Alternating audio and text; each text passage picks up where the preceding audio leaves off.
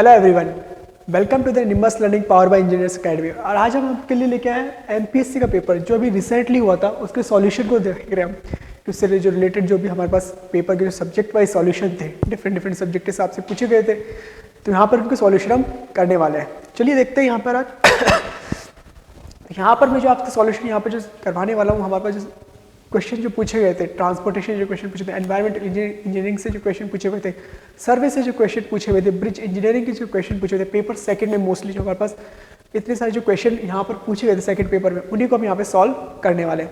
चलिए एक एक क्वेश्चन को करके देखते हैं कितने क्वेश्चन हमारे पास पूछे गए थे, कितने उनका लेवल था, किस तरीके से क्वेश्चन हमारे पास यहाँ पर देखे गए थे। चलिए देखते हैं यहाँ पर। देखिए, अगर पेपर एनालिसिस की बात करें, पेपर एनालिसिस में हम देखेंगे यहाँ पर, देखिए ईवीएस के 10 क्वेश्चन यहाँ पे पूछे थे, एनवायरमेंटल इंजीनियरिंग के 10 क्वेश्चन यहाँ पर पूछे हुए थे। क्वेश्चन का जो लेवल था वो बहुत ही इजी लेवल के क्वेश्चन यहाँ पे पूछे हुए थे, बहुत इजी तरीके से क्वेश्चन थे। सर्वे के यहाँ पे हमारे पास 10 क्वेश्चन थे, फ्लूइड मैकेनिक्स के 18 क्वेश्चन है, एचएनआई के यहाँ पे 20 क्वेश्चन पूछे हुए हैं। हाइड्रोलॉजी इरिगेशन देखिए बहुत ज़्यादा इंपॉर्टेंट पार्ट रखने लग गया अभी किसी भी एग्जामिनेशन में, अभी काफ़ी बार क्या इसके नंबर ऑफ क्वेश्चन अब ज़्यादा पूछे जाने लगे हैं। तो एचएनआई से हमारे पास 20 क्वेश्चन यहाँ पर पूछे गए हैं। ट्रांसपोर्टेशन से 14 क्वेश्चन जो कि हाईवे इंजीनियरिंग का है, टनल पार्ट से 9, सॉइल से और एस्टिमेट से 8 क्वेश्चन यहाँ पर पूछे हुए। कुछ यहाँ पर ब्रिज इंजीनियरिंग से भी क्वेश्चन पूछे हुए थे, वही ट्रांसपोर्टेशन में हम यहाँ पर काउंट कर लिए। ठीक है, चलिए आगे बढ़ते हैं, देखते हैं यहाँ पे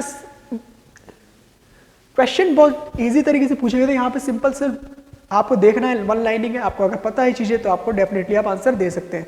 तो यहाँ पर इतना ज्यादा कोई इसमें इतने सारे क्वेश्चन ऐसे न्यूमेरिकल वगैरह नहीं थे जो यहाँ पर आपको ज्यादा कैलकुलेशन करनी पड़े। फर्स्ट क्वेश्चन देखते हैं, एनवायरमेंटल इंजीनियरिंग से क्वेश्चन पूछा हुआ है,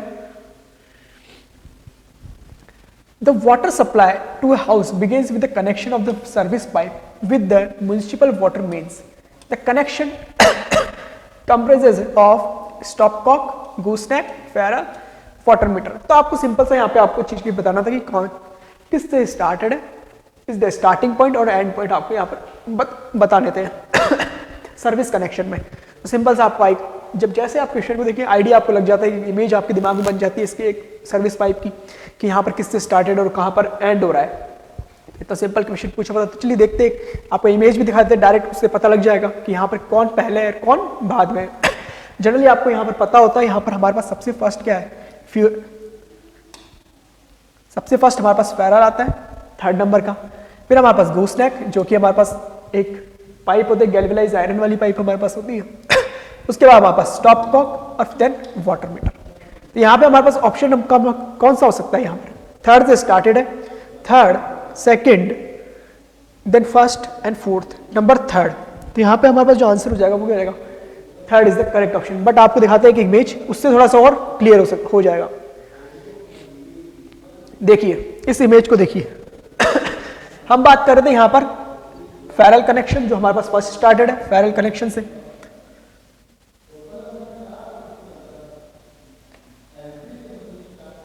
ferrule connection. Then we have a gooseneck pack जो हमारे पास कर्व पाइप होता है, ये प्लान है तो प्लान में दिखाई नहीं दे रहा है, ये जनरली हमारे पास देखिए सेक्शन पॉइंट, ये गूसनेक यूजुअली ऑफ हमारे पास गैल्वेनाइज्ड और लेड वगैरह का बना हुआ होता है।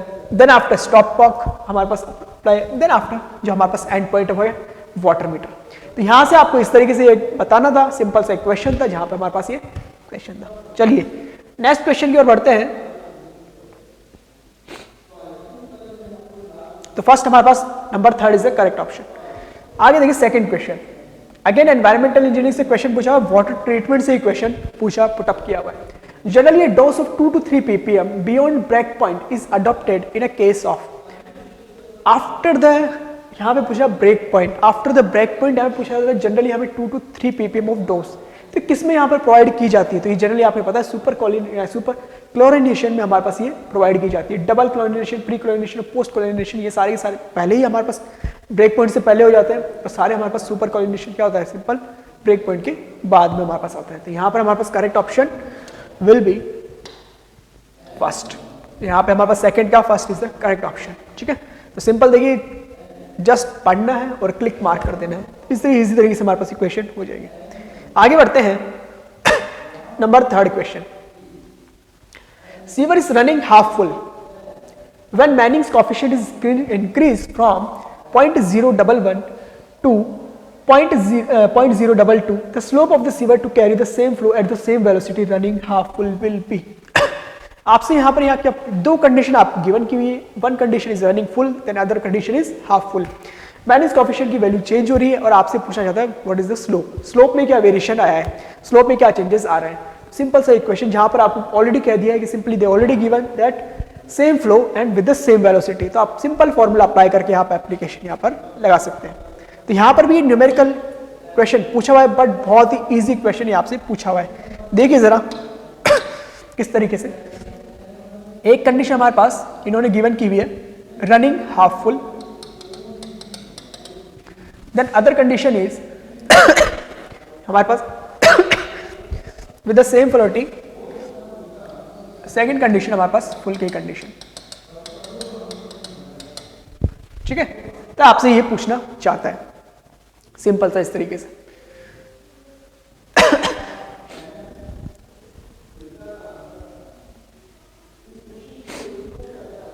यहां पर कंडीशन क्या दे रहा है, सिंपल सा आपको मैनिंग इक्वेशन की वैल्यू को चेंज करवा रहा है।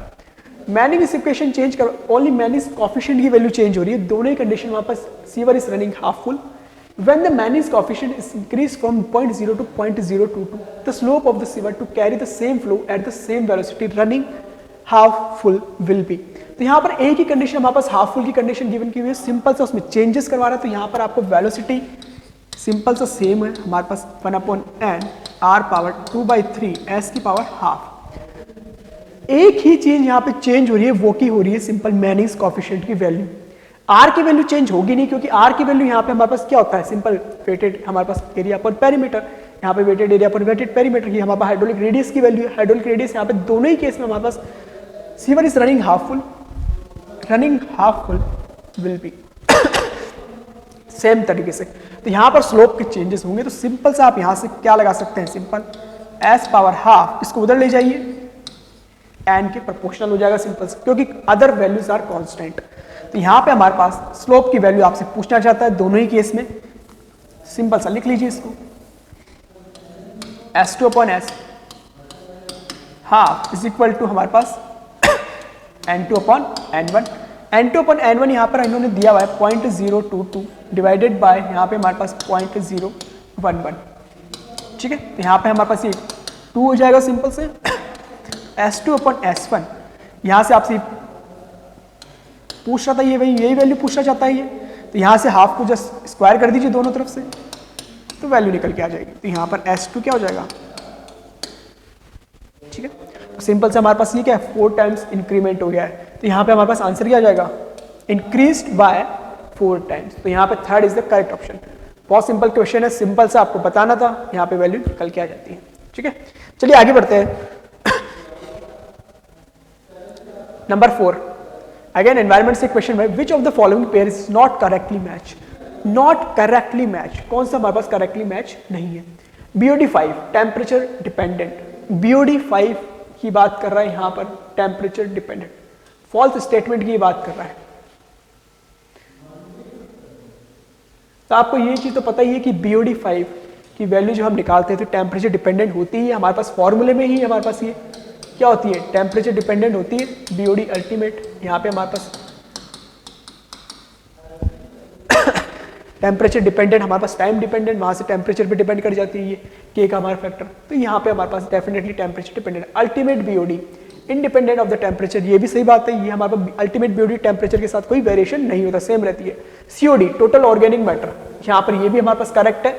जो भी हमारे पास हमारा इनऑर्गेनिक, जो टोटल ऑर्गेनिक मैटर जो कि बायोडिग्रेडेबल और नॉन बायोडिग्रेडेबल जो भी हमारे पास होता है वो COD में काउंट होता है, केमिकल ऑक्सीजन डिमांड में। This is the total oxygen demand which is required to decompose the non biodegradable और बायोडिग्रेडेबल। तो ये टोटल ऑर्गेनिक मैटर में काउंट हो गई।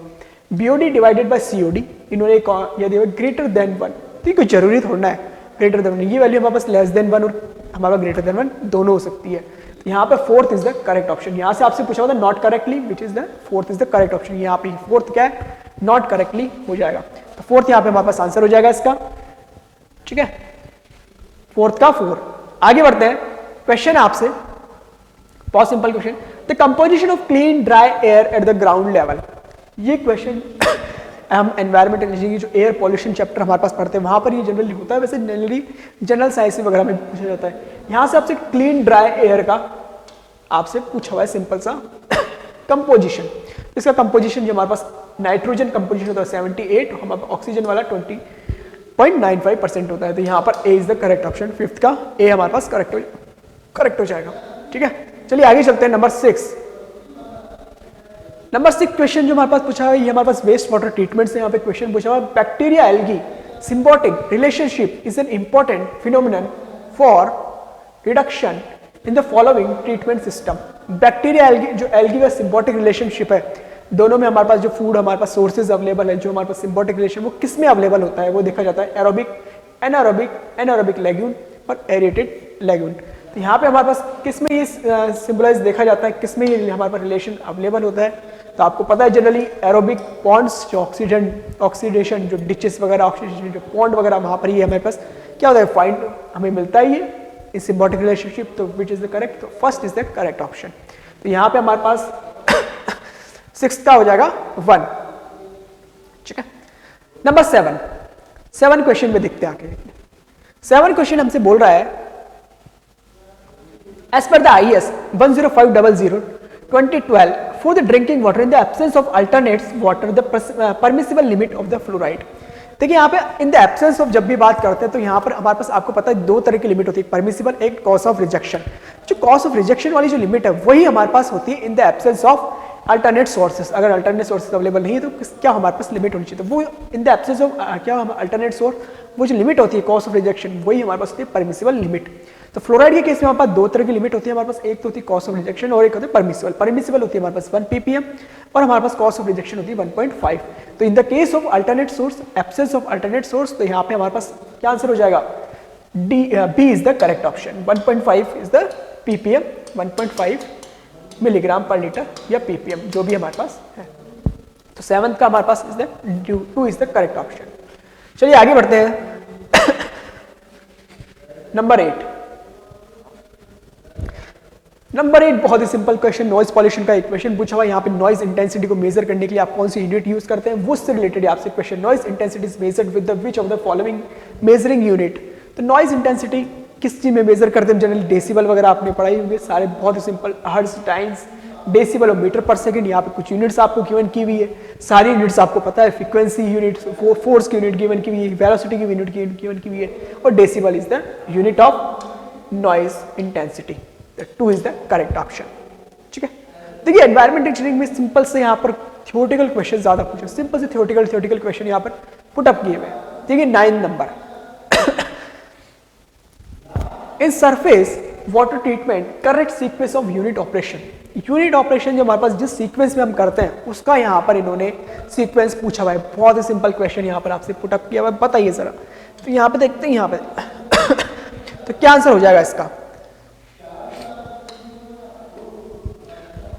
देखिए clarification, aeration, filtration and disinfection. तो आपको सबसे पहले चीज पता होनी है, डिसइंफेक्शन सबसे लास्ट वाला प्रोसेस होता है, सबसे एंड में जितने आफ्टर द वाटर ट्रीटमेंट जो भी हमारे पास सबकी वाटर ट्रीटमेंट होने के बाद में पूरी तरीके से डिसइंफेक्शन करते हैं, तो ये तो लास्ट आएगा। तो 4th इज द करेक्ट जो हमारे पास लास्ट में आएगा।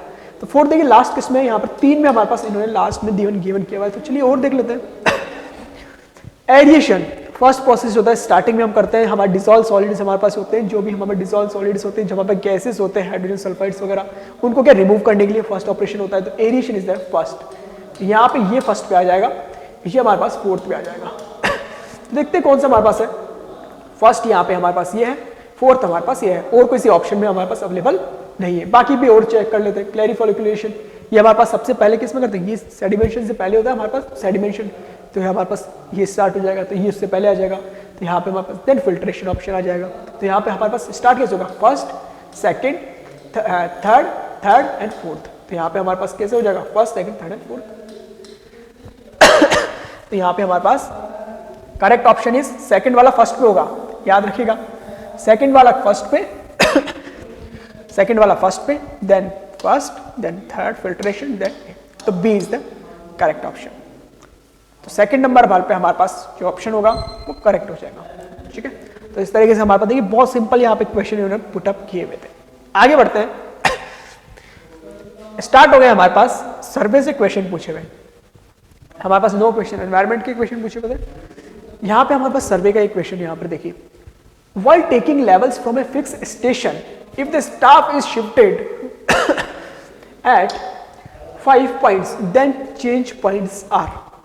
यहाँ पर चेंज पॉइंट्स के बारे में आपसे पूछ रहा है।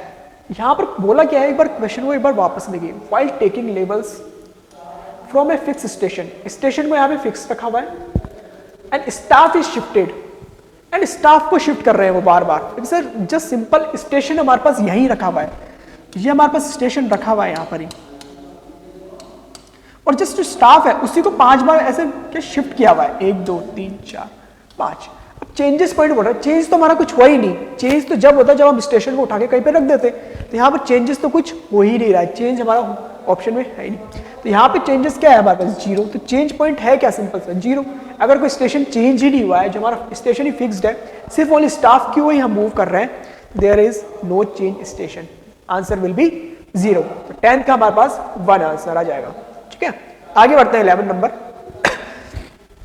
11 नंबर के क्वेश्चन में देखिए क्या पूछा हुआ है, यहां से बहुत simple question, a level instrument at a height of 1.320 metre has been placed at a station having RL of 115.385 metre. यहाँ पे सिंपल से एक आरएल दिया हुआ है, एक स्टेशन का, वहां पर एक स्टाफ रखा है, उसके इंस्ट्रूमेंट की हाइट गिवन की हुई है, बैक साइड रीडिंग आप अज्यूम कर सकते हैं।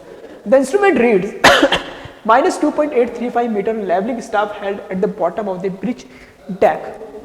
तो सिंपल सा कंडीशन कुछ इस तरीके से यहाँ पर गिवन की हुई इन्होंने। यहाँ पर इसको देख लेते हैं, यहाँ पे देखिए कि यहाँ पे हमारे पास ये स्टाफ है इस तरीके से, यहाँ पर इन्होंने एक रीडिंग गिवन की हुई थी, बैक साइड रीडिंग जो कि इन्होंने 1.320, यहाँ पे आरएल की वैल्यू यहाँ पे इन्होंने 1155.385, एक रीडिंग यहाँ पर यहाँ पर इसको मान लीजिए ब्रिज का ये बॉटम डेक, यहाँ पर इन्होंने एक रीडिंग यहाँ पर इस तरीके से मेजर की हुई है। तो ये जो रीडिंग इन्होंने मेजर की हुई है, ये इन्होंने की हुई 2.835, जो कि ये वाली रीडिंग है, ये वाली रीडिंग, ठीक है 2.835। यहां से आपसे बोल रहे हैं bottom of the bridge deck का बता दीजिए आरएल हमारे पास। तो आरएल सिंपल सा आप निकाल सकते हैं किस तरीके से, इस बॉटम डेक का आरएल। तो यहाँ पर इस पॉइंट पे जाने के लिए हमें क्या करना है, इसको ऐड कर दीजिए, सिंपल से तीनों को हमारे पास ऐड अप हो जाएगा। तीनों वैल्यू जब आप ऐड करेंगे यहाँ पे 110.385 प्लस 1.320 प्लस 2.835, यहाँ पे आपको इसका आरएल मिल जाएगा। तो इसका आरएल जो निकल के आएगा वो 3 is the correct option, 119.50 metre is the correct option. तो यहाँ पर सिंपल सा देखिए, बहुत सिंपल क्वेश्चन है, यहाँ पर लेवल जो है बहुत सिंपल रखा गया, इतना ज्यादा हार्ड किसी भी क्वेश्चन का नहीं रखा हुआ। आगे बढ़ते हैं, number 12, a reverse curve consist of. A reverse curve के बारे में आपसे पूछा, सेट आउट द कर्व, जो सेटिंग आउट द कर्व के बारे में हमारा चैप्टर है सर्वे में, वहां से क्वेश्चन पुट अप किया हुआ है, रिवर्स कर्व के बारे में आपसे यहाँ पे पूछना चाहता है। तो रिवर्स कर्व आपको सिंपल से इस तरीके पता होगा, रिवर्स कर्व इस तरीके से होते हैं हमारे पास, जहां पे हमारे पास दो कर्व एक अपोजिट डायरेक्शन में होता है, डिफरेंट रेडियस के हो भी सकते हैं, या सेम रेडियस के भी हो सकते हैं, डिफरेंट रेडियस के, but in opposite direction, that is called reverse curve. तो देखते हैं यहाँ पे कौन सा ऑप्शन हमारे पास हो सकता है। A single curve circle connecting two straights, that's wrong. Two arc of different radius bending in the same direction, not is wrong. Two arc of equal radius bending in the same direction, ये भी हमारे पास गलत हो गया। Two arc of equal और different radius bending in the opposite direction, opposite direction में हमारे पास इंपॉर्टेंट पॉइंट है, तभी तो उसको रिवर्स कर्व कहा जाएगा हमारे पास। ठीक है, यहाँ पे हमारे पास क्या हो जाएगा, सिंपल सा 4th is the correct option 12th का। तो यहाँ पे इस तरीके से 12 हमारे पास 4 हो जाएगा। आगे बढ़ते हैं 30 number, Gale's method of traversing consist of plotting the points by. Gale's method traversing के लिए, ट्रैवर्सिंग में जो मेथड एक और मेथड हमारे पास होता है, जनरली हम यहाँ पर इसको पढ़ते नहीं है हमारे कोर्सेज वगैरह में, बट ये हमारे पास एक मेथड अवेलेबल है, गेल्स मेथड। यहाँ पे एक टेबल्स वगैरह होती है, वहां पर आपसे पूछ रहा है कि consist of plotting the points, जो प्लॉटिंग की जाती है वो किस पॉइंट से थ्रू की जाती है। तो वहां पर याद रखिए दोनों ही पॉइंट्स अवेलेबल है, independent coordinates and consecutive coordinates, वहां पे दोनों ही हमारे पास चीजें अवेलेबल होती है। दोनों से हम यहाँ पर पॉइंट्स को क्या करते हैं, मेजर करते हैं, दोनों से हम यहाँ पर मेजरिंग इंस्ट्रूमेंट यूज करते हैं। तो यहाँ पे हमारे पास जो आंसर हो जाएगा both 1 and 2 is the correct option. तो 13 का हमारे पास 3 हमारे पास हो जाएगा इस तरीके से। आगे बढ़ते हैं, the correction for this sac.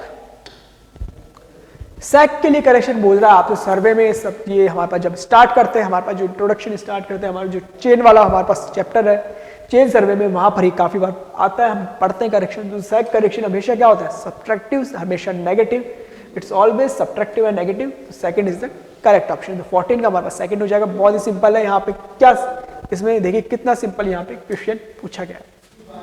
Number 15 15 को देखिए। 15 नंबर जो क्वेश्चन हमसे पूछा हुआ है, कंटूर जो चैप्टर हमारे यहाँ से क्वेश्चन पूछा हुआ है, यहाँ पे डिफरेंट डिफरेंट आप लिस्ट 1 गिवन की हुई, लिस्ट सेकंड गिवन की हुई, तो वहां से आपसे ऑप्शन में पूछा हुआ है वर्टिकल क्लिफ। तो वर्टिकल क्लिफ के रिगार्डिंग हमारे पास क्या होता है, सिंपल से वर्टिकल क्लिफ में होता है क्या, हमारे पास डिफरेंट डिफरेंट जो हमारे पास कंटूर्स होते हैं वो एक पॉइंट पर आकर मीट कर जाते हैं वर्टिकल क्लिफ के केसेस में। वर्टिकल क्लिफ में केसेस में हमारे पास किस तरीके से, एक हमारे पास फिक्स होता है ये वाला, और इस तरीके से हमारे पास वर्टिकल क्लिफ होता है जहां पर हमारे पास क्या होता है, कंटूर इस पॉइंट पर आके डिफरेंट डिफरेंट कंटूर जो होते हैं वो इस तरीके से हो जाते हैं, एक पॉइंट पर आके मीटअप कर जाते हैं।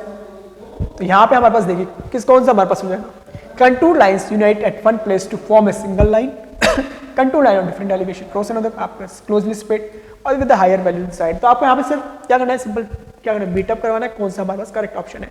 तो यहाँ पर वर्टिकल क्लिफ का तो फर्स्ट यहाँ पर ए ही करेक्ट हो जाएगा। तो ए फर्स्ट हमारे पास देखिए कौन से वाले में गिवन किया हुआ है, सेकंड और थर्ड में हमारे पास गिवन किए हुए दो। आगे देखते हैं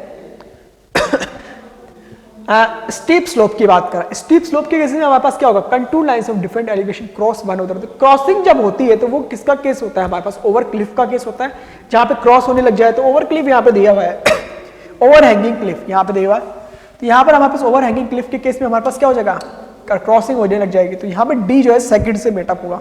तो देखिए डी वाला सेकंड ये इसी ऑप्शन में अवेलेबल है। बाकी और भी देख लेते हैं। हिल के केसेस में हमारे पास simply line with the higher value inside, जो भी जैसे अंदर जाते जाएंगे हायर वैल्यू इनसाइड तो जाएगी, ये भी आपने देखा होगा। और close lines are closely spaced, ये किसके लिए, स्टीप स्लोप के लिए। तो यहाँ पे हमारे पास second is the correct option. बहुत ही सिंपल क्वेश्चन है, बेसिक क्वेश्चन है, नंबर ऑफ टाइम्स ऐसे क्वेश्चन रिपीट होते रहते हैं डिफरेंट डिफरेंट एग्जामिनेशन में। यहाँ पे उन्होंने लिस्ट बना के इसे पूछ लिया है। चलिए आगे चलते हैं।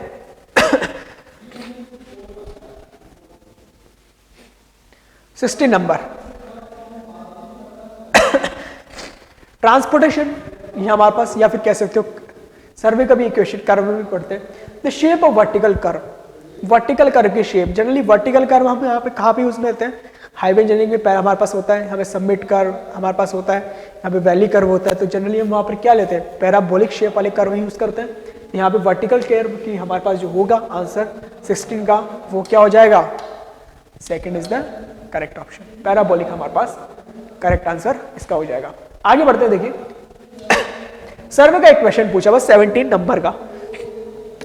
If the WCB whole circle bearing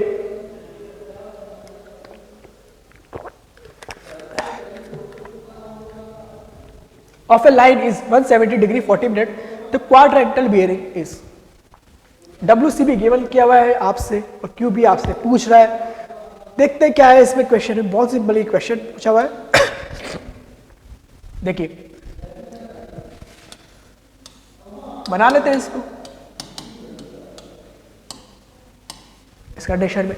WCB 170 degree यहां पर कहीं होगा, ये आपको गिवन किया हुआ है 170 40 मिनट। तो क्वाड्रेंटल बियरिंग आपसे पूछा, क्वाड्रेंटल बियरिंग। तो देखिए इसको सॉल्व करने की जरूरत भी नहीं है, वैसे तो कभी कभी ऑप्शन से भी आप बता सकते हैं क्वाड्रेंटल बियरिंग अगर होगी तो यही तो हमारे पास क्वाड्रेंटल बियरिंग है, ये वाला। और ये हमारे पास किस साउथ ईस्ट में है, और यहाँ पे कुछ वैल्यू निकल के आएगी। तो साउथ ईस्ट में वाला ऑप्शन हमारे पास करेक्ट ऑप्शन होगा इसके लिए। साउथ ईस्ट वाला देखिए कौन सा हमारे पास ऑप्शन है, सिर्फ एक ही ऑप्शन इन्होंने गिवन किया हुआ है, साउथ ईस्ट वाला, जो कि बहुत सिंपल यहाँ पर आप अडेप्ट कर सकते हैं। डायरेक्टली कैलकुलेशन की भी रिक्वायरमेंट नहीं है, but if you want to calculate then just 180 minus 170 40 minute. तो यहाँ से हमारे पास 9 डिग्री 20 मिनट आपसे निकल के आ जाएगा। तो यहाँ पे हमारे पास 17 का first is the correct option. Okay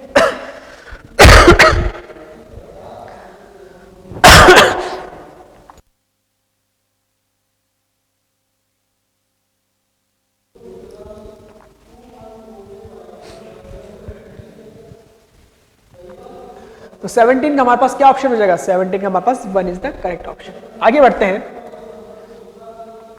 number 18 पे। नंबर 18 का देखिए,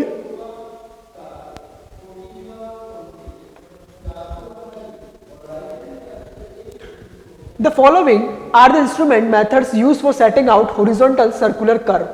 यहां पर आपको जो हॉरिजॉन्टल सर्कुलर कर्व जो सेट आउट करते हैं वहां पर आपको यहां पर कुछ क्या गिवन किए हुए कुछ मेथड्स आपको यहां पर एंगुलर मेथड्स में काउंट होते हैं सारे, Rankine's method of tangential angle, two theodolite, tacheometric method. तो यहां पर आपको क्या बताना है? The sequence of the methods of the least accurate to the most accurate, least accurate to the most accurate. आपको ये पता चलेगा कि जहां पर टू थर्डोलाइट हम यूज कर रहे हैं वहां पर हमें कोई टेप वगैरह की रिक्वायरमेंट नहीं है, तो जनरली ये बेस्ट मेथड होता है। तो two theodolite method is the most accurate method. Rankine method of tangential angle में भी हम क्या करते हैं? वन थर्डोलाइट यूज करते हैं, तो ये उसके बाद में आ जाएगा। और सबसे हमारे पास लीस्ट जो एक्यूरेट है वो है टैकोमेट्रिक मेथड। तो tacheometric method is the least accurate method. तो यहाँ पे थर्ड हमारे पास क्या होगा?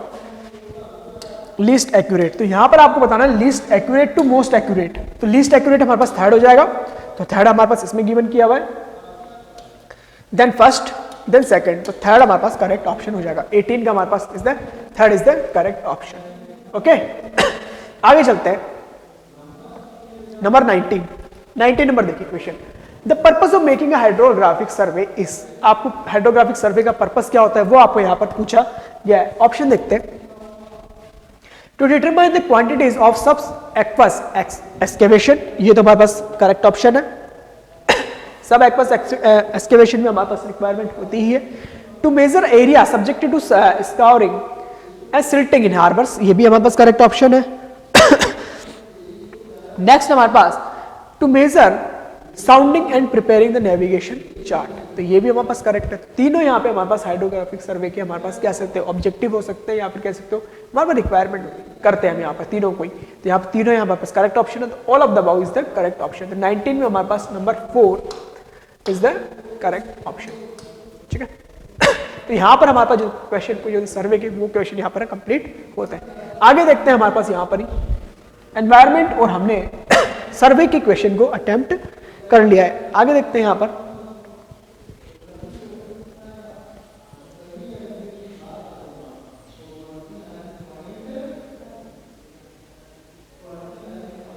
अभी तक आपको देखना होगा यहां पर जो क्वेश्चन पूछे हुए थे बहुत ही सिंपल लेवल के क्वेश्चन पूछे हुए थे। यहां पे आपको हार्डली यहां पर पैन की रिक्वायरमेंट होगी, सिंपल से आपको पढ़ना है और देख के बता देना है कि यहां पर क्या आंसर होने वाला है। नंबर 56, अब यहाँ पे जो हाइड्रोलॉजी और इरिगेशन से क्वेश्चन पूछे हुए उनको देखते हैं, यहाँ पर उनको कवर कर रहे हैं। फर्स्ट क्वेश्चन हाइड्रोलॉजी से पूछा हुआ क्वेश्चन है ये, आइडेंटिफाई द फॉल्स स्टेटमेंट या incorrect statement pertaining to evaporation. Evaporation के रिगार्डिंग हमारे पास फॉल्स स्टेटमेंट है वो आपको बताना है। First statement, evaporation is a cooling process, तो definitely is a cooling process, तो it is the correct option. Other factors remaining same and increase in pressure increase in evaporation, तो यहाँ पे गलत हो जाएगा। सिंपल से आपको पता होना चाहिए, यहाँ पे हम आइडिया भी लगा सकते हैं यहाँ पर हमारे पास होगा कैसे। इवेपोरेशन प्रोसेस हमारे पास क्या है, सिंपली हमारे पास जो वेपर है वो कन्वर्ट होती है, जो हमारे पास स्टेट है वो चेंज हो रही है, वाटर की लिक्विड से हमारे पास वेपर में कन्वर्ट हो रहा है, तो ये ऊपर जा रहा है। अगर ऊपर से ही हमारे पास कोई प्रेशर आ रहा है जो कि इंक्रीज प्रेशर, हम इसको प्रेशर को इंक्रीज कर रहे हैं, तो डेफिनेटली हमारे पास इवेपोरेशन की रेट है वो क्या हो जाएगी, डिक्रीज हो जाएगी। अगर इसको इंक्रीज कर रहे हैं तो यहाँ पे हमारे पास second is the incorrect option, false statement हो जाएगा। बाग और भी देख लेते हैं, when a solute is dissolved in water there is a reduction in the rate of evaporation, तो definitely is the correct option, ये भी हमारे पास करेक्ट है। Seasonal evaporation rate depends upon the size of the water body, तो ये भी हमारे पास करेक्ट स्टेटमेंट है। तो जब हमारे पास सेकंड स्टेटमेंट है वो हमारे पास क्या हो जाएगा, रॉन्ग हो जाएगा। इन दिस केस इवेपोरेशन का हमारे पास second is the correct answer in the case of 56। आगे देखिए, अगेन हमारे पास हाइड्रोलॉजी का एक क्वेश्चन पूछा हुआ जहां पे आपसे पीएमपी की डेफिनेशन पूछी हुई है। The probable maximum precipitation at a station और ए बेसिन इज द, तो यहां पर हमारे पास पीएमपी की सिंपल डेफिनेशन आपसे रिगार्डिंग पूछी हुई है। तो पीएमपी होता क्या है, it is the maximum rain या rainfall occur which can be possible in the particular area for the given duration. जहां पे फिजिकली कोई रेन मैक्सिमम रेन पॉसिबल हो सकती है उसको हम यहाँ बोलते हैं प्रोबेबल मैक्सिमम प्रेसिपिटेशन। तो देखते हैं यहाँ पर rainfall for a given duration that can occur with a return period of 100 years. कोई जरूरी नहीं है, ये मैक्सिमम पॉसिबल रेन है जो पॉसिबल हो सकते हैं, जरूरी नहीं है कि 100 ईयर में 100 साल के बाद भी आएगी वो रेन, दोबारा कभी भी आ सकता है वो। Greatest rainfall for a given duration that is physically possible, this is, मैं इसी की बात कर रहा हूँ। फिजिकली पॉसिबल, यहां पर हमारे पास जो हो जाएगा क्या हो जाएगा, second is the correct option. 57 का हमारे पास क्या है, greatest and possible that is physically possible, यहाँ पे हमारे पास is the correct option। rainfall for a given duration that is the maximum probability of occurrence, ये हमारे पास नहीं होगा। and impossibly large rainfall of a given duration, ये तो हमारे पास ऑप्शन में ही नहीं है। तो फिजिकली जो रेन पॉसिबल होती है पर्टिकुलर गिवन ड्यूरेशन के लिए, this is called probable maximum precipitation, PMP जिसको कहा जाता है। सिंपल सी डेफिनेशन आपसे पूछी हुई थी। Flow mass curve in 58, in a flow mass curve study the demand line drawn from the ridge in the curve did not intersect the mass curve again. This represent, जब हमारे पास flow मास curve है, ये हमारे पास flow मास हो गया, ये हमारे पास time duration है, तो यहां पर हम कर्व को ड्रॉ कर रहे हैं। बोल क्या रहा है कि demand line drawn from a ridge जो हमारे पास है वो यहाँ पर did not intersect the mass curve again. जो डिमांड लाइन है वो यहाँ पर फ्लो मास कर्व को क्या है दोबारा मिल ही नहीं रही है, इंटरसेक्ट कर ही नहीं रही है अगेन। इसका मतलब है क्या, सिंपल सा मतलब है इसका, क्या मतलब होता है कि यहाँ पे हमारे पास डिमांड को मीट ही नहीं कर पा रहा है, वो चीज डिमांड को क्या मीट ही नहीं कर पा रहा है, जो हमारी डिमांड फुलफिल करनी थी उसको वो मीट ही नहीं कर पा रहा है। सिंपल सा वहां पर रिजर्वायर क्या है, फुल कंडीशन में है ही नहीं। यहाँ पे हमारे पास क्या ऑप्शन हो जाएगा, the demand can not be met by the inflow. यहाँ पे हमारे पास इनफ्लो तो कम हो रहा है तो डिमांड ज्यादा है, तो यहाँ पर दोनों मैट ही नहीं कर पाएंगे। रिजर्वायर विल नॉट रिफिल, तो रिजर्वायर डेफिनेटली फिल नहीं होगा। इसके बीच में हमारे पास एक ग्राफ होता है सिंपल सा इस तरीके से, यहाँ हमारे पास फ्लो मास कर्व है, सिंपल सा आपने यहाँ पर जो डिमांड लाइन वो मीट ही नहीं कर पा रही है, तो यहाँ पे हमने जो यहाँ पे ड्रॉ किया है इसको अलग, वो कुछ इस तरीके से चल रहा है, दोनों में डिफरेंस। जब वो यहाँ पे क्रॉस ही नहीं करेगा तो यहाँ पर हमारे पास जो रिजर्वायर क्या उसमें फिलिंग ही नहीं होगी, तो वो डिमांड को कभी मैट ही नहीं कर पाएगा। यहाँ पर सिंपल सा हमारे पास हो जाएगा, तो third is the correct option 58 का। ठीक है, आगे देखते हैं 59। Due to the deposition of sediments by the inflowing water in storage reservoir, storage reservoir cases cases में बात कर रहा है, हमारे पास सेडिमेंट्स जो है फ्लो कर रहे हैं, तो वहां पे हमारे पास क्या होगा, only the dead storage capacity decreases with the time, definitely dead storage decrease होता ही है। Only the live storage decrease, तो डेफिनेटली डेड स्टोरेज डिक्रीज होगा, लाइव स्टोरेज भी डिक्रीज होगा हमारे पास, जैसे जैसे हमारे सेडिमेंट की क्वांटिटी इंक्रीज होती जा रही है। Both the dead storage and the live storage capacity decreases with the time, तो definitely C is the correct. दोनों की वैल्यू हमारे पास चेंज क्या होती है, डिक्रीजेस होती है, तो यहाँ पर third is the correct option. ठीक है, the total storage volume remains constant to increase in valley storage, ऐसा नहीं होता। वैली स्टोरेज एक कांस्टेंट स्टोरेज है पहले से ही, जब before the dam construction start करते हैं तो कुछ अमाउंट ऑफ वाटर ऑलरेडी यहाँ पर हमको इसको स्टोर कर लिया जाता है। That storage water is known as valley storage. ठीक है, तो यहाँ पे हमारे पास third is the correct option.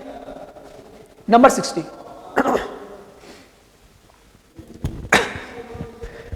Number 60 में आपसे पूछा हुआ है which of the following pairs of terms used in ground water hydrology are not synonyms.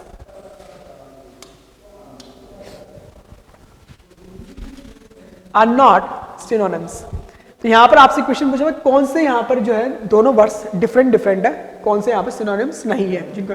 Permeability and hydraulic conductivity, तो दोनों ही एक ही वर्ड है, दोनों ही एक को ही बोला जाता है, सिंपल से। Permeability is also known as hydraulic conductivity, तो सेम वर्ड्स है। स्टोरेज कोएफिशिएंट स्टोरेटिविटी, दोनों ही सेम वर्ड है, यहाँ पर भी स्टोरेज कोएफिशिएंट स्टोरेटिविटी, दोनों हम पढ़ते हैं वाटर यहाँ पे हमारे पास वाटर सोर्सेज में, जहाँ पर हम डिफरेंट स्टोरेज कोएफिशिएंट की बात करते हैं, यहाँ पर स्पेसिफिक स्टोरेज की बात करते हैं, वहाँ पर बात पढ़ते हैं, दोनों सेम वर्ड है ये।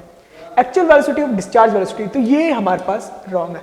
Actual velocity of flow and the discharge velocity are different. एक होती सीपेज वेलोसिटी, एक होती डिस्चार्ज वेलोसिटी। मतलब यहाँ पे एक्चुअल डिस्चार्ज वेलोसिटी का मतलब सिंपल से यहाँ पे क्रॉस सेक्शन एरिया में से the flow passes through the cross section area, but actual velocity means जो voids, the flow passes through the voids of soil, जहां पर हम बात करते हैं, this is called actual velocity of flow. तो यहाँ पर दोनों ही words are different, both words are different, then third is the correct option. Water table aquifer and confined aquifer, तो ये तो हमारे पास सेम वही बोला जाता है। तो यहाँ पर हमारे पास 60 का हमारे पास number third is the correct option. तो यहाँ पर 63 हो जाएगा, हमारे पास हो जाएगा 61।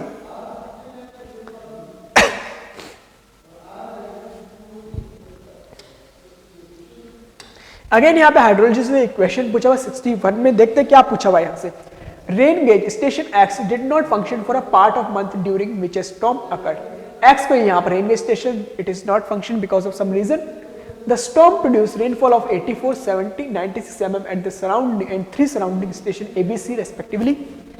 The normal annual rainfall at the station X, A, B, C are respectively 770, 770, 770, 770. तो सभी की normal annual rainfall है, सभी की वैल्यू सेम है। Estimate the missing rainfall estimation the value. तो बहुत सिंपल एक क्वेश्चन पूछा हुआ है, आपको पता है मिसिंग रेनफॉल डेटा से आपसे यहाँ पर क्वेश्चन है। मिसिंग रेनफॉल डेटा से हमारे पास there are two methods which we can calculate the missing rainfall data, arithmetic method and normal and ratio method. Which method we have to apply, we have to find out first, then after we have to apply. तो यहाँ पर किस तरीके से find out किया जाता है, देखिए यहाँ पर आपको वैल्यू कौन कौन सी गिवन की हुई है, फर्स्ट वो देख लेते हैं।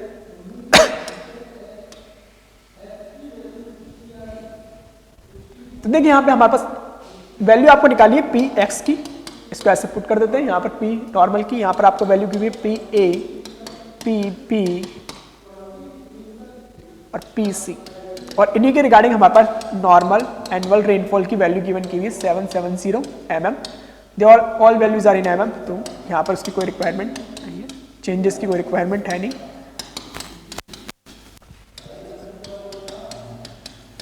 ठीक है, यहाँ पर पी ए की वैल्यू आप 84,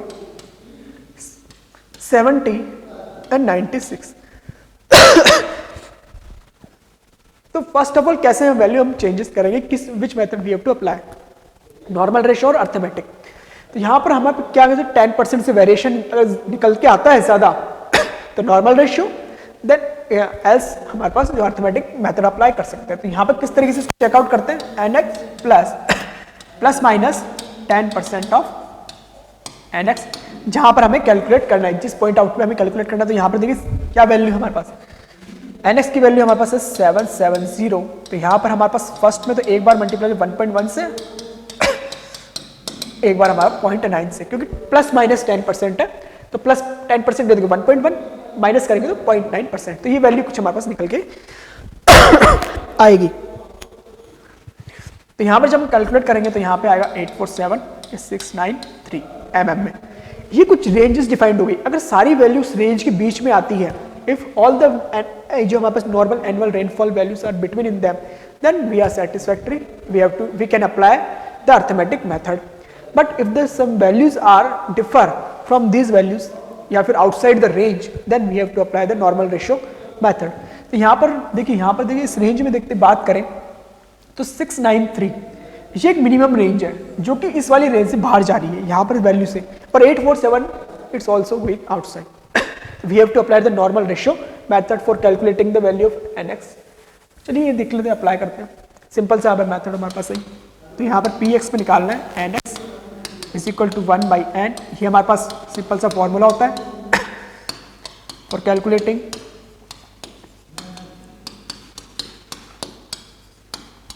इस तरीके से।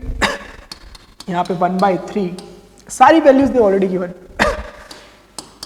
84 divided by 770, 70 divided by 770, 96 divided by 770।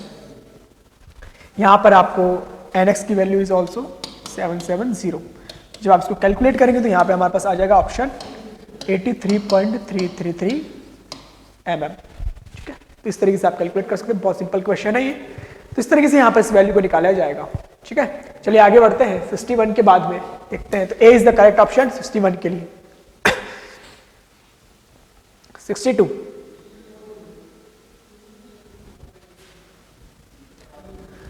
62 देखिए, अगेन हाइड्रोलॉजी का question. If the total run of is 1600 meter cube per second, drainage basin area is 104 kilometers square, the time interval is 2 hours, then the depth of direct runoff। Direct runoff के आपसे यहाँ पर depth पूछी गई थी जो कि बहुत ही सिंपल है। यहाँ पर देखिए area they given 104 kilometre square which is 104 10⁻⁶ metre square. यहाँ पे आपको run off value they given is 1600 metre cube per second, कितने टाइम के लिए, 2 आवर्स के लिए। 2 आवर्स को यहाँ पर कन्वर्ट कर दीजिए, तो वैल्यू यहाँ पर निकल के आ जाएगी, मल्टीप्लाई कीजिए, कुछ वैल्यू यहाँ पर निकल के आएगी। ये मल्टीप्लाई करने पे यहाँ पे वैल्यू जो निकल के आती है तो यहाँ पे जो वैल्यू निकल के आएगी वो आएगी 1152 10⁴ मीटर क्यूब। आपसे रन ऑफ डेप्थ की वैल्यू पूछी हुई तो रन ऑफ डेप्थ किस तरीके से निकालेंगे, d is equal to divided by run off divided by area. तो रन ऑफ हमसे पूछे कितना है 1152 10⁴ divided by 104 into 10⁶ metre cube, ये मीटर स्क्वायर में। तो यहाँ पे वैल्यू जब निकालेंगे तो मीटर यहाँ पे वैल्यू आ जाएगी 1107 मीटर, ठीक है। तो सेंटीमीटर में बदलेंगे तो हमारे पास second is the correct option. तो इस तरीके से आपको सिंपल से सॉल्यूशन करना था, बहुत सिंपल यहाँ पर रन ऑफ डेप्थ निकालनी थी। अगर if you don't know the concept behind this तो just calculate with the help of units, unit से भी आप कैलकुलेट कर सकते हैं। यहाँ पर देखिए मीटर क्यूब से मीटर आप कैंसिल करेंगे तो मीटर में बचेगा, मीटर में आपको डेप्थ की वैल्यू निकालनी है, तो इस तरीके से भी वैल्यू निकाल सकते हैं। आगे बढ़ते हैं। The surface joining the static water level in the several wells penetrating a confined aquifer represent, क्या रिप्रेजेंट करता है जब हमारे पास इस तरह की सिचुएशन होती है। ये हमारे पास कोई wells, different number of wells हमारे पास गिवन की, इसमें कुछ वाटर है, यहाँ पे हमारे पास कोई एक और वेल है, यहाँ पे हमारे पास कोई एक और वेल है, तो यहाँ पर हमारे पास इस तरीके से हमारे पास कुछ बनता ही है। यहाँ पर इसमें भी कुछ वाटर लेवल है, इसमें भी कुछ वाटर लेवल है, तो ये जो हमारे पास बन रही है सिचुएशन, तो क्या बोला जाता है, ये क्या होता है, कॉन ऑफ डिप्रेशन। आप पढ़ते हैं यहाँ पे ड्यूपिट इक्वेशन, थीम्स इक्वेशन, तो यहाँ पर ये जो सिचुएशन क्रिएट होती है इसको क्या बोला जाता है, कॉन ऑफ डिप्रेशन। तो fourth is the correct option in the case of 63। 64 देखिए, a triangular DRH due to a storm has a time base 80 hours and the peak flow 50 meter cube per second occurring at 20 hours from the start. If the catchment area is 144 kilometer square, the rainfall axis in the storm was, rainfall axis आपसे पूछा हुआ है इन्होंने, इतना यहां पर इसको करते हैं।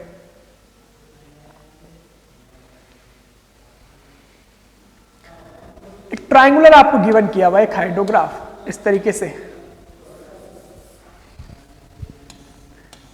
इसको इस तरीके से बना लेते हैं कि ये हमारे पास Q है, हाइड्रोग्राफ, एक आपको DRH इस तरीके से गिवन किया हुआ है। इसका पीक वैल्यू 50 है, टाइम बेस आपको गिवन 80 आवर्स आपको गिवन किया हुआ है, ठीक है, इस तरीके से।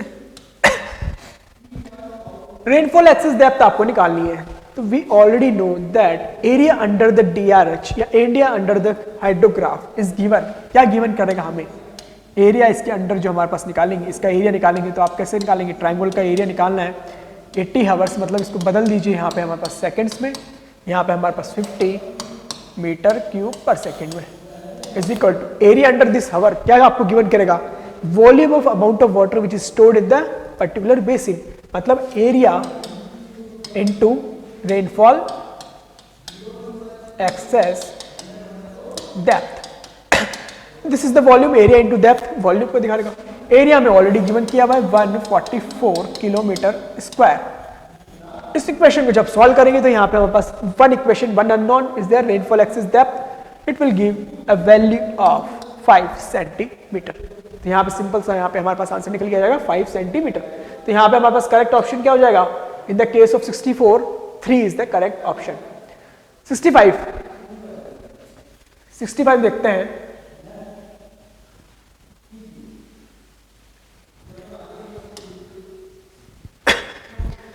Dash is the best suited for situation where the canal bed level is lower than the drainage and also discharge for canal is smaller than the drainage. Condition को देखते हैं, वापस पढ़ते हैं। यहाँ पे हमारे पास क्या है, canal bed is lower than the drainage, मतलब कैनाल बेड हमारे पास यहाँ पर कहीं है, canal, this is the canal bed and the other one is drainage, तो drainage is above the canal bed, this is the drainage. तो first of all हमारे पास एक सिचुएशन तो ऑलरेडी क्रिएट हो चुकी है, जब हमारे पास कैनाल नीचे, ड्रेनेज ऊपर है, canal is drainage is above the canal, there is two cases available, there are two cases are possible, super passage and canal siphon।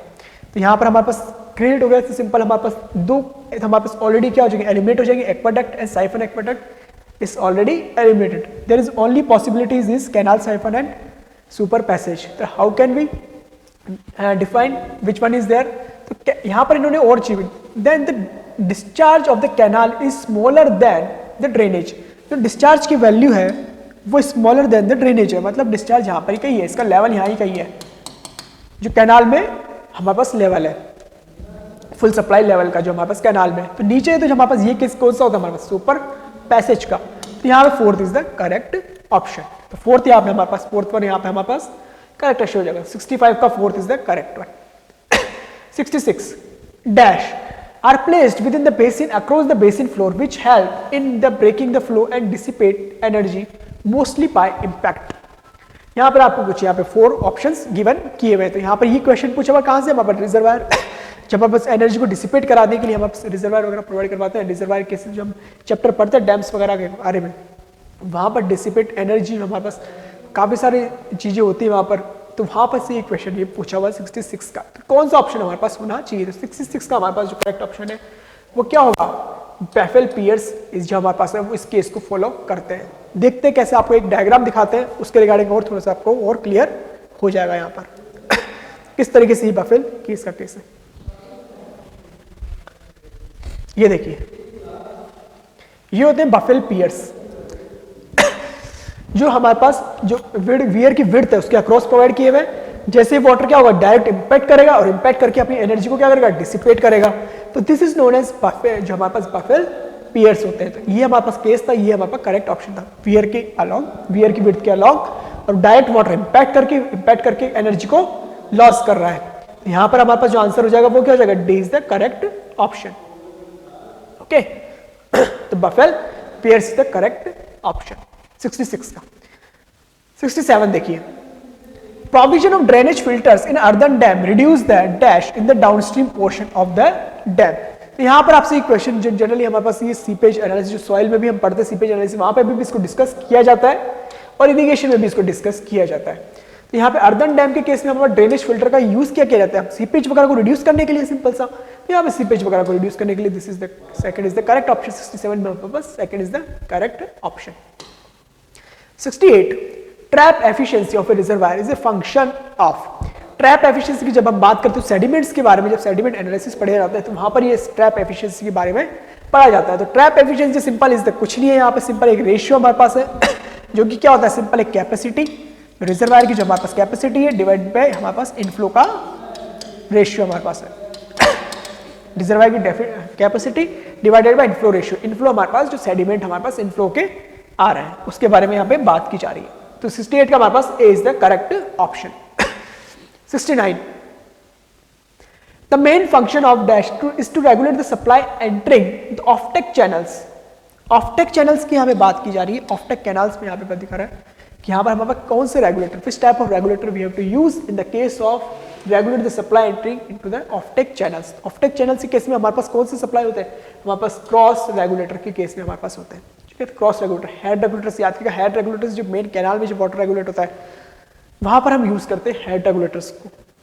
Where we can use the cross regulator is used entering the offtake channels cases में, regulate the water flow in the offtake channels. तो 69 in the case of 69 second is the correct option. आगे बढ़ते हैं 70 पे।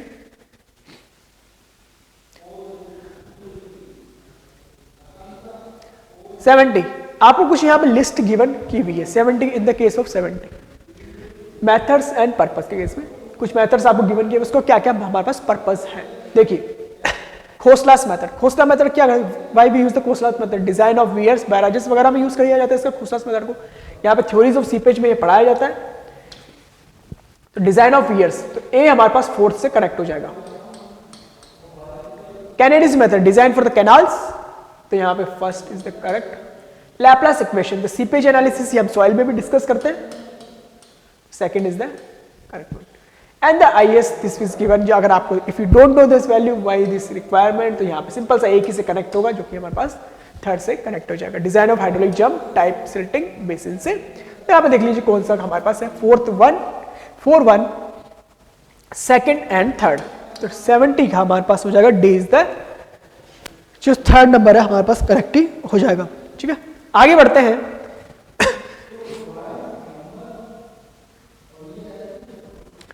Next question.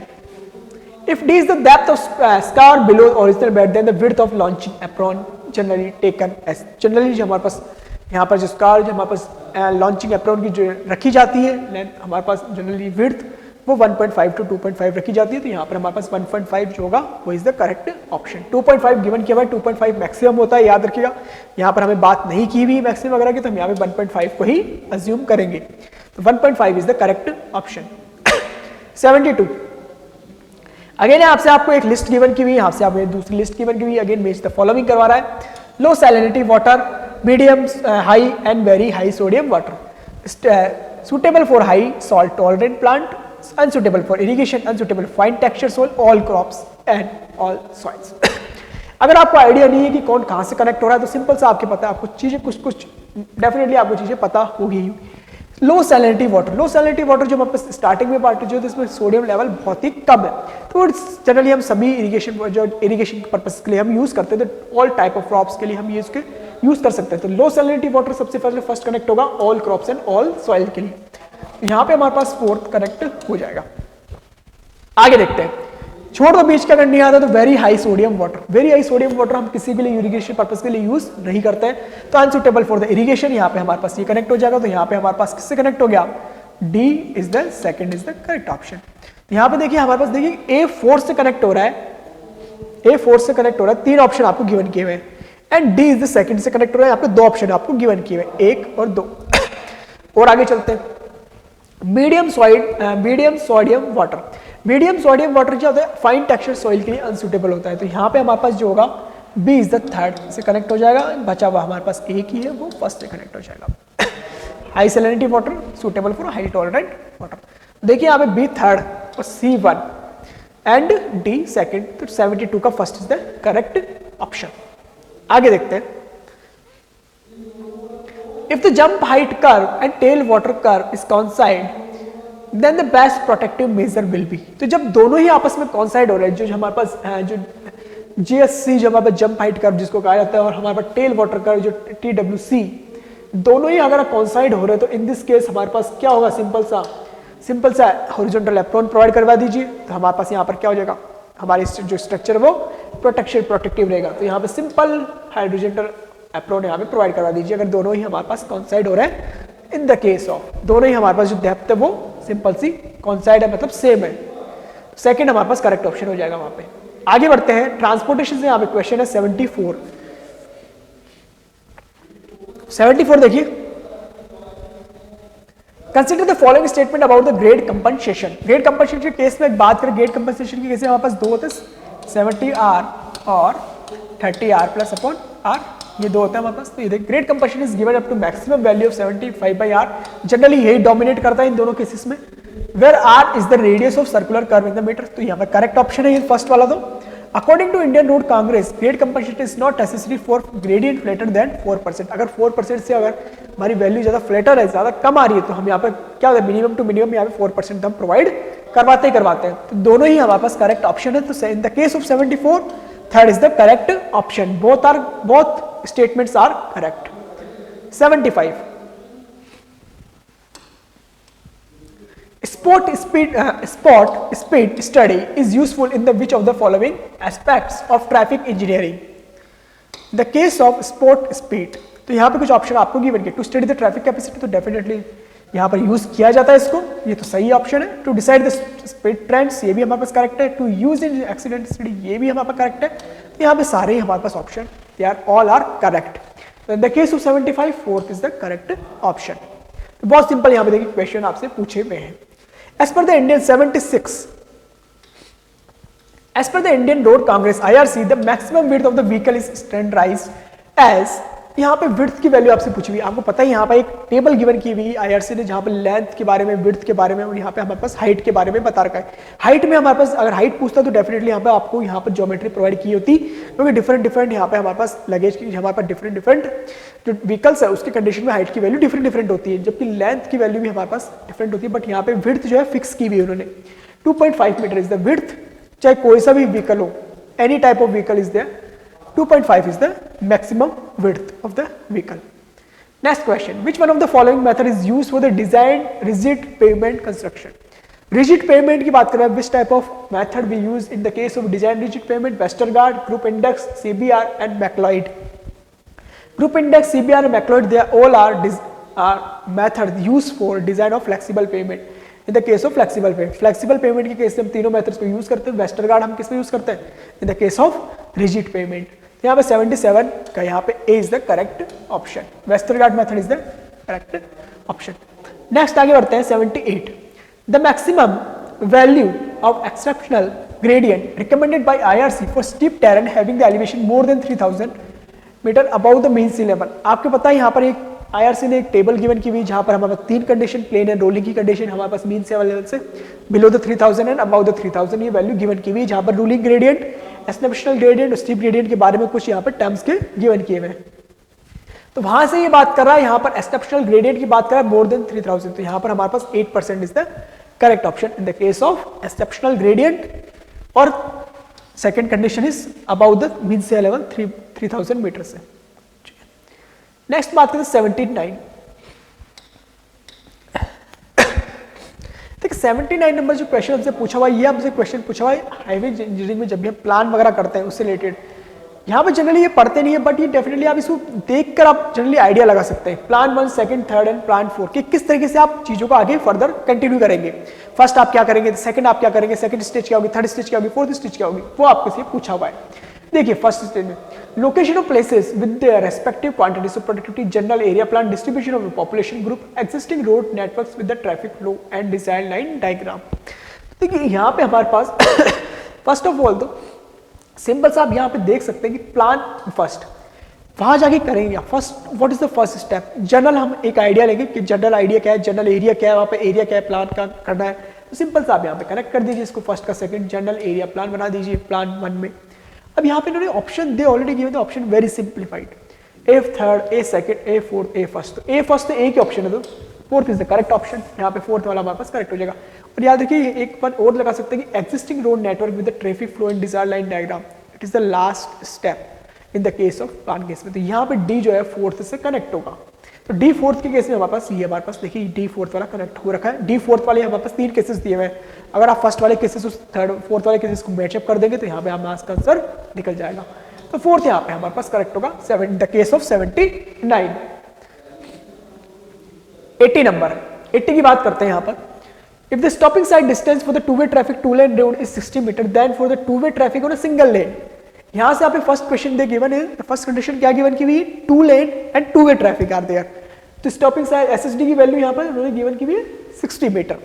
अब condition क्या हुई है हमारे पास, इन्होंने टू वे ट्रैफिक कर दिया in the case of one lane case, but two way traffic is there. In this case हमारे पास जस्ट क्या हो जाएगा, मल्टीप्लिकेशन होगा, 2 टाइम्स हो जाएगा एसएसडी की value.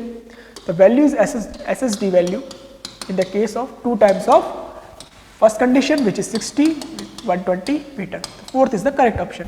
In the case of 80, fourth is the correct option. Okay. Now 81. तो ये बहुत सिंपल क्वेश्चन है. कितने सिंपल यहाँ पे क्वेश्चन है पुटअप पूछे हुए हैं.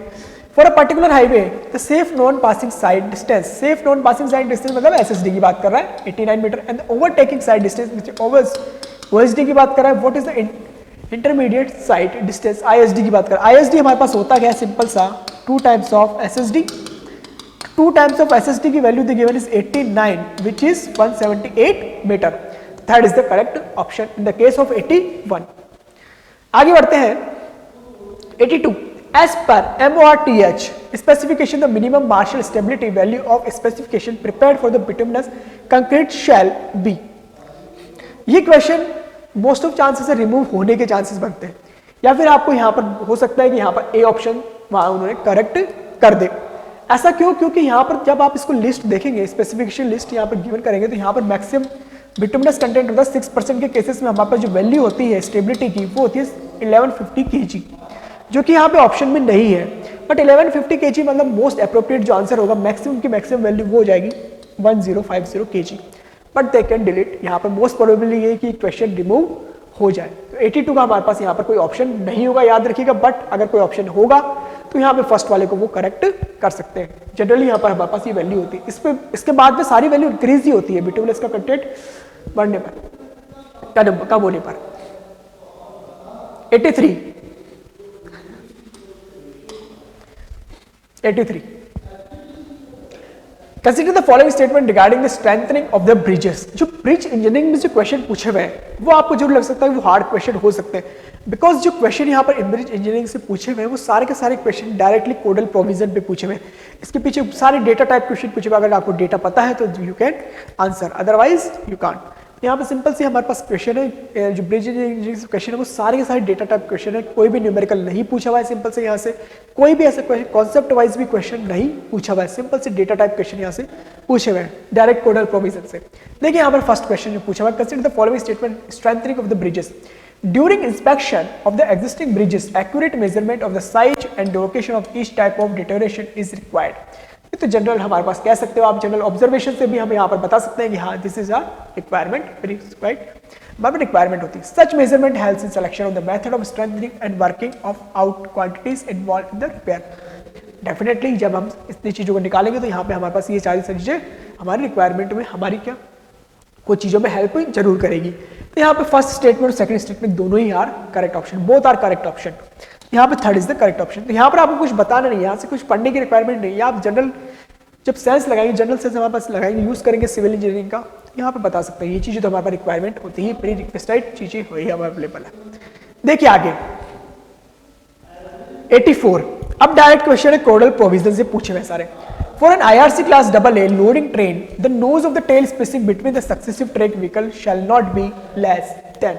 यहाँ पे हमारे पास जो लोडिंग हो रही है, जो हमारे पास रोलिंग लोडिंग करनी चल रही है एक के बाद एक, तो उनके बीच में जो स्पेसिंग होनी चाहिए वो क्या होनी चाहिए according this code 18.4 metre is the correct option. First हमारे पास करेक्ट ऑप्शन होगा, डायरेक्ट कोडल प्रोविजन से ही वैल्यू पूछी हुई। 85, which one of the following bridge types is the most suitable for the span more than 800 meters। जब span हमारे पास greater than 600 metre हो जाता है तो यहाँ पर हम जो जनरली ब्रिजेस प्रोवाइड करते हैं वो सस्पेंशन टाइप ऑफ ब्रिजेस यहाँ पर जनरली हम प्रोवाइड करते हैं। अगर span length more than 600 metre then we have to provide the suspension type of bridges. तो यहाँ पर 800 मीटर है तो यहाँ पर हमारे पास केसेस क्या हो जाएगा सस्पेंशन टाइप ऑफ ब्रिजेस। तो यहाँ पर 600 से ऊपर चला गया तो 2 second is the correct option. 85 में हमारे पास second is the correct option.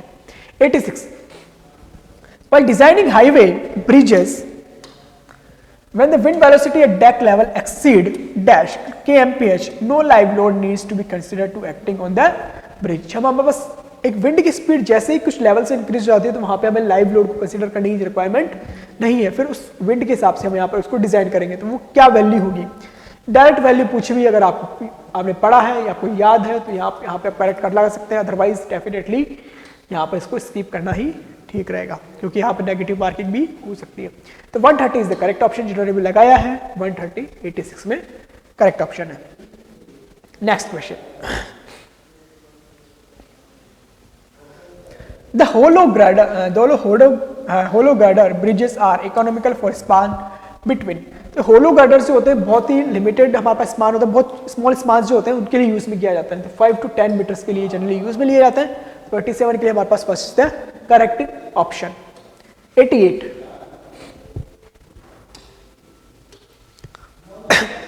Consider the following statement with respect to the design discharge. Design discharge के रिस्पेक्ट में हमारे पास कुछ वैल्यू यहां पर आपसे पूछी हुई है, तो बता देखते हैं। स्टेटमेंट 1, डिजाइन डिस्चार्ज के रिगार्डिंग हाइड्रोलॉजी वगैरह से क्वेश्चन ये पुटअप किया हुआ है।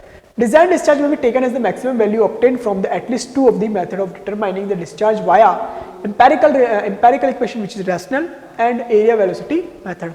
तो फील्ड मेथड है हमारे पास, एरिया वेलोसिटी हम पढ़ते हैं जब जनरली स्टेज रिजर्व जो स्टेज मेजरमेंट के केसेस में हमारे पास जो रिवर्स वगैरह नेचुरल स्ट्रीम्स वगैरह में हम इस मेथड को पढ़ते हैं जहाँ पे नंबर ऑफ मेथड होते हैं different area velocity and rational. तो आपको पता ही रैशनल मेथड जनरली हमारे पास डिस्चार्ज को मेजरमेंट यूज करके किया जाता है। Statement first definitely is the correct, तो स्टेटमेंट फर्स्ट हमारे पास करेक्ट है। Statement second, if the value so obtained exceeds the next high value by more than 50% then the maximum design discharge is limited to 2.5 times the lower estimate। तो ऐसा कोई हमारे पास provision नहीं है, ये जो प्रोविजन गिवन किया हुआ है ऐसा कोई प्रोविजन हम पढ़ते भी नहीं और ऐसा कोई प्रोविजन है भी नहीं। सिंपल सा हमारे पास first is the correct option. तो फर्स्ट स्टेटमेंट करेक्ट है, सेकंड हमारे पास फॉल्स है। तो यहाँ पे हमारे पास आंसर क्या हो जाएगा, statement 1 is true and statement second is false. Third हमारे पास ये हो जाएगा। आगे बढ़ते हैं 89। चलिए Consider the following statement about the characteristics of an ideal site for the bridge location across a river. Bridge location across a river की बात की जा रही है.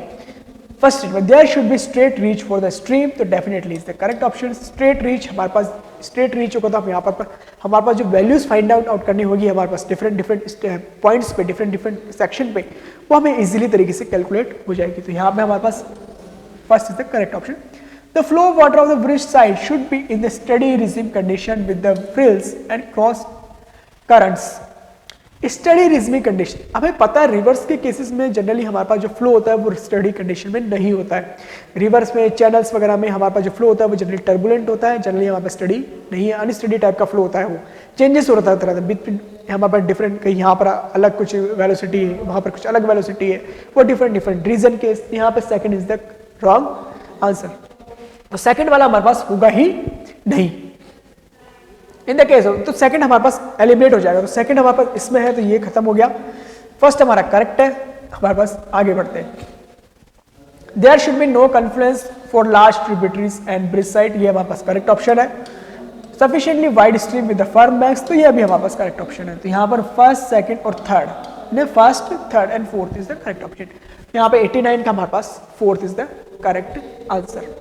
यहाँ पर इस तरीके से हमारे पास ये आंसर हो जाएगा. आगे बढ़ते हैं. 90.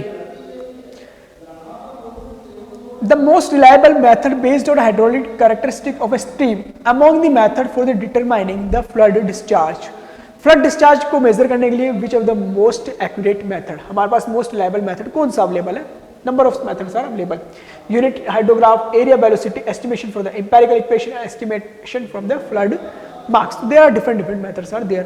तो unit hydrograph is the best accurate method, क्योंकि यूनिट हाइड्रोग्राफ से हमारे पास बेस्ट मेथड क्योंकि वहां पर हमारे पास है क्या इस तरीके से, या फिर कह सकते हो आप ये तो ट्रायंगुलर बना दिया है उस तरीके, इस तरीके से बन सकता है. यहाँ पे हमें डिफरेंट सेक्शन पे हमारे पास सारी डिस्चार्ज की वैल्यू अवेलेबल है डिफरेंट टाइम ड्यूरेशन में. यहाँ पे पर्टिकुलर टाइम ड्यूरेशन में हमारे पास सारी वैल्यू अवेलेबल है. तो यहाँ पर this is the most accurate method, unit hydrograph method. ठीक है, बाकी के सारे मेथड हमारे पास वैल्यूज प्रोवाइड करेंगे डिस्चार्ज की, but they are not accurate as much as unit hydrograph method. 91. Which from the following are the movable bridges? अगर आपको टाइप्स ऑफ ब्रिजेस आपने पढ़े हैं तो वहां पर आप बताएंगे which type of are the movable bridges. तो bascule bridges, swinging bridges, lift bridges. तो यहाँ पे all of this, तो यहाँ पे all of these यहाँ पे is the correct option. All three of them are the movable bridges. यहाँ पे हमारे पास 91 का, यहाँ पे हमारे पास क्या हो जाएगा? Fourth is the correct option. ठीक है, तो ये थे हमारे पास जो क्वेश्चन पूछे हुए थे एनवायरमेंटल इंजीनियरिंग से, हमारे पास हाइड्रोलॉजी इरिगेशन से, ट्रांसपोर्टेशन से, सर्वे से, और यहाँ पे ब्रिज इंजीनियरिंग से क्वेश्चन हमारे पास पूछे थे. जो अदर्स हमारे पास सब्जेक्ट है वो डिफरेंट फैकल्टीज आपसे डिस्कस करेगी. आई होप आपको यहाँ पर सारी चीजें जो अच्छे से समझ में आई होगी. ठीक है, तो मिलते हैं हम यहाँ पर किसी नेक्स्ट सेशन में. चलिए, okay, bye everyone, thank you very much. If you really like the video, please hit the like button, share the video, subscribe to our YouTube channel and press the bell icon for the latest updates. Thank you.